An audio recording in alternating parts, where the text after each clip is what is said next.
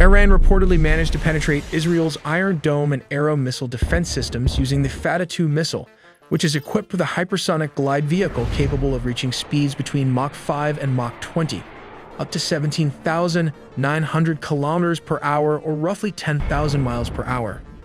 At such extreme speeds, the missile leaves air defense systems like Iron Dome, Arrow, and David's Sling with very little time to detect, track, and engage the threat, making interception efforts exceptionally difficult.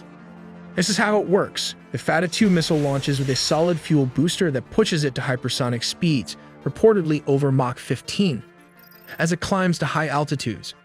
Once it reaches the edge of the atmosphere, the booster separates and the glide vehicle, carrying the warhead, begins its independent flight. Re-entering the atmosphere at extreme speed, the glide vehicle uses its aerodynamic design and a small liquid fuel engine to maneuver unpredictably, typically flying between 12 and 30 kilometers above the ground. As it approaches the target, it drops to a lower altitude and performs sharp evasive maneuvers at speeds above Mach 5. This combination of speed, agility, and a shifting flight path makes it incredibly hard for air defenses to track or intercept. What sets the Fattah 2 apart from conventional ballistic missiles is its ability to maneuver during flight.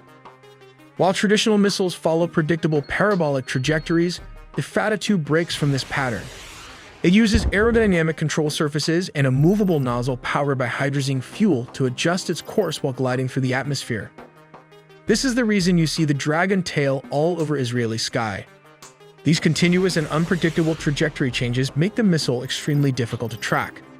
Its erratic flight path confuses radar systems and overwhelms targeting algorithms that are designed to handle more conventional, stable trajectories. At the core of its propulsion system is a spherical solid fuel engine with a movable nozzle, which allows for precise steering and controlled acceleration during re-entry.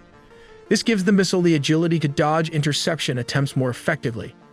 The warhead, mounted on a maneuverable re-entry vehicle, can further alter its path in the final phase of flight, complicating interception even more and reducing the chances of a successful defense.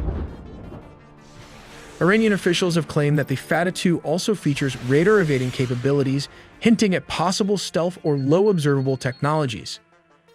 Iran has also asserted that the Fattah 2 has already penetrated Israeli air defenses and struck high-value targets, including military intelligence facilities and the Israeli Air Defense Headquarters in Tel Aviv. For context, the earlier Fattah 1 missile is a two-stage, solid propellant weapon equipped with a maneuverable re-entry vehicle capable of mid-course adjustments and independent flight.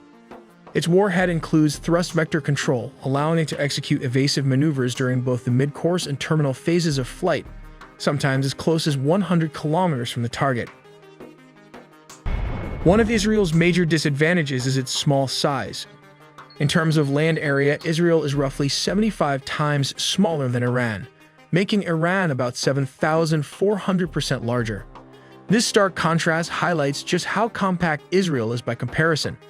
Because of its limited size, virtually any missile launched toward Israel can reach its target within minutes. This drastically reduces the time available for detection, warning, or evacuation. Geographically, Israel stretches about 470 kilometers. This is around 290 miles from north to south, but at its narrowest point it's only around 15 kilometers, which is 9 miles wide, with a maximum width of about 135 kilometers. This is around 84 miles. Because of Iran's larger size, it can hide its stockpiles of missiles all over the place, and this makes it harder for Israel to destroy every missile storage. Let's take a look at why the Iron Dome failed to intercept the Iranian ballistic missiles. Apart from discussing the multi-layered missile defense system, the Iron Dome itself has a range of around 40 miles, while the David's Sling can intercept ballistic missiles up to a range of 180 miles. The top-tier Arrow anti-ballistic missile systems can target threats up to 1,500 miles away. After analyzing every Iranian ballistic salvo, we realized the Iranian would fire around 100 missiles mixed with drones and cruise missile to overwhelm the Israeli air defense systems. They are then followed by these Fattah missiles. Although the Arrow missile defense system successfully intercepted many missiles before they reached Israel, many still got through. The main problem behind the failure to intercept was after the detachment of the glide vehicle from the launcher. The glide vehicle can change its trajectory multiple times, which confuse the Arrow missiles. This maneuver also bypassed the David's sling and finally the Iron Dome system, which is not designed to counter hypersonic missiles like the Fattah 2 model. These missiles were launched from Iranian territory, likely from areas around Tehran and other strategic missile bases, targeting multiple Israeli military installations and urban centers such as Tel Aviv and Jerusalem. To achieve this, Iran deployed hypersonic missiles attack on Israel, launching approximately 100 ballistic missiles and drones, including hypersonic variants and many salvos. This was a retaliatory strike following Israel's massive airstrikes on Iranian nuclear and military sites. Assuming the IDF intercepted 90% of the projectiles, even if just 10 managed to get through, the damage could still be devastating. A single ballistic missile warhead has the potential to destroy an entire city block, as we've seen in past strikes on Tel Aviv. The missile has a range of around 1,500 kilometers, only slightly more than its predecessor, the Fattah 1. What sets it apart from other ballistic missiles is its ability to accelerate outside the Earth's atmosphere, while its aerodynamic control surfaces enable steering to evade the famous Aero missiles defense system made by Israel. To give you a broader picture, let's look at other countries' hypersonic missile. Hypersonic missiles are a challenging technology to master because they are so fast that if the US launched a Scramjet missile, it could reach China in just 18 minutes, traveling at speeds of Mach 5 and above. These Scramjet engines collect oxygen from the atmosphere as they travel, mixing it with hydrogen fuel to create the combustion needed for hypersonic flight. Meanwhile, glide hypersonic vehicles like the Chinese Dongfeng 17 became the first to integrate into production with conventional and nuclear warheads. They are also designed to target US aircraft carriers, as they can change their trajectory mid-flight. This US Aero AGM hypersonic weapon is a missile within a missile which pops out its cover and uses only the glide vehicle kinetic energy as a weapon.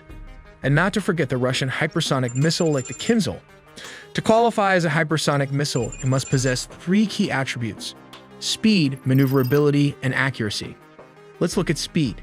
As we all know, Mach 1 represents the speed of sound, which serves as our benchmark. To better understand this, let's make a few comparisons. Commercial airliners, for example, fly subsonically, just below Mach 1. In contrast, modern fighter jets can travel supersonically, reaching speeds of Mach 2 or 3. When we refer to hypersonic speeds, we're talking about anything Mach 5 and above.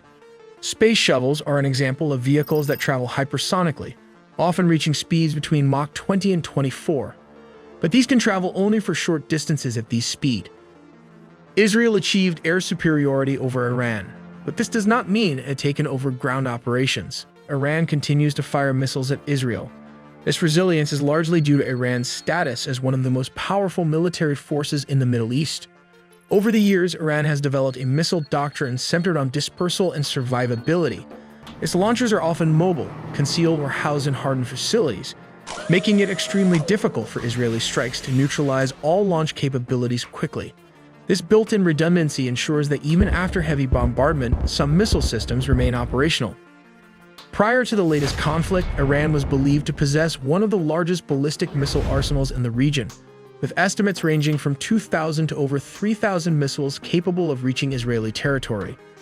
Even after launching hundreds of missiles and suffering significant damage to its launch infrastructure, Iran is still thought to retain a substantial stockpile, possibly between 300 and 1,300 medium-range ballistic missiles, posing an ongoing threat to Israeli security. A single ballistic missile warhead has the potential to destroy an entire city block, as we've seen in past strikes on Tel Aviv.